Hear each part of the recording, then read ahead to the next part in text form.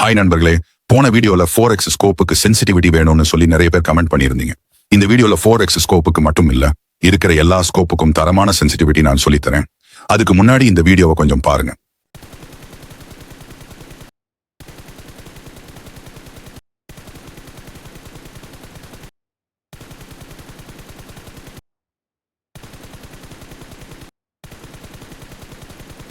இந்த வீடியோல நம்ம முதல்ல பார்க்க போறது ஜைரோஸ்கோப் சென்சிட்டிவிட்டி.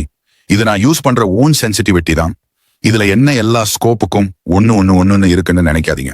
ஏன்னா நான் ஃபுல் ஜைரோஸ்கோப் பிளேயர், அதனால ஸ்கோப் ஜைரோல தான் கண்ட்ரோல் பண்ணுவேன். நீங்க ஒரு ஜைரோஸ்கோப் பிளேயரா இருந்தா இந்த சென்சிட்டிவிட்டியை ட்ரை பண்ணி பாருங்க. கண்டிப்பா உங்களுக்கு டிஃபரன்ஸ் தெரியும். உங்களால ஃப்ரீயா ஸ்கோப் மூவ் பண்ணி எய்ம் வைக்க முடியும். அடுத்ததான் நம்ம பார்க்க போறது நான் ஜைரோஸ்கோப் சென்சிட்டிவிட்டி. நீங்க ஒரு நான் ஜைரோஸ்கோப் பிளேயரா இருந்தா கண்டிப்பா உங்க கன்னுக்கு தேவையான எல்லா அட்டாச்மெண்ட்டும் கரெக்டா எடுத்துக்கோங்க. அப்பதான் உங்களால ரிகாயில் ஈஸியா கண்ட்ரோல் பண்ண முடியும். நீங்க ஒரு லோ எண்ட் டிவைஸ் வச்சிருந்தீங்கன்னா கண்டிப்பா இந்த சென்சிட்டிவிட்டி உங்களுக்கு யூஸ் ஆகும்.